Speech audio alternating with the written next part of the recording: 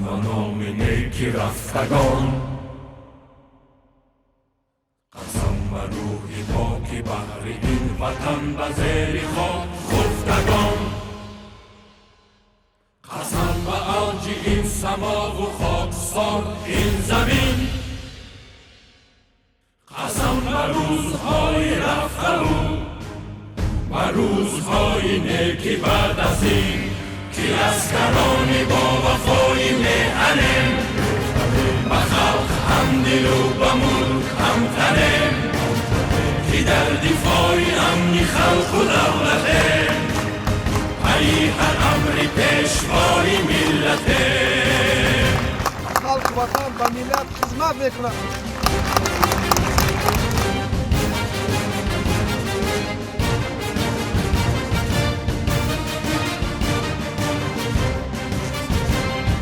قسم به آرزوی پر امید مادران، قسم به عشق پاک بی‌غبار دلبران، قسم به قلب صافی طفلکان، قسم به پیرهای دل جوان، که اسکرانی با وفای میهنیم، به خلق هم دل و به ملک هم تنیم، که در دفاع امن خلق و دولتیم، پی هر امر پیشوای ملتیم. و با نشان و بی نشان همه کسی وطن، قسم به هر گلی وطن، قسم به هر خسی وطن، قسم به هر نوای و هر سرود دلرسی وطن، قسم به مرزی همچو مرزی جان قلم روی مقدسی وطن،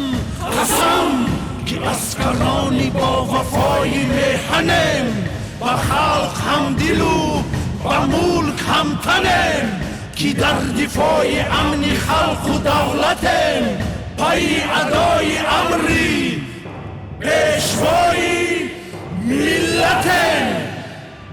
قسم به خلق دلگشا و با وفایمان، قسم به ملک دلگشا و با صفایمان، قسم به راه راست و محب رهنمایمان،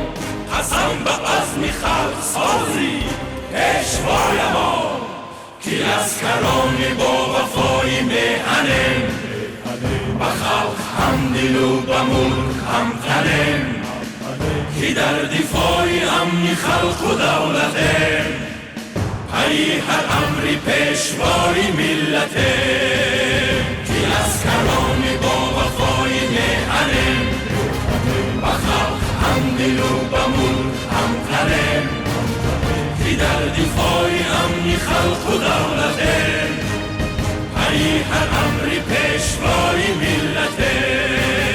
پی هر امر پیشوای ملتیم، پی هر امر پیشوای ملتیم.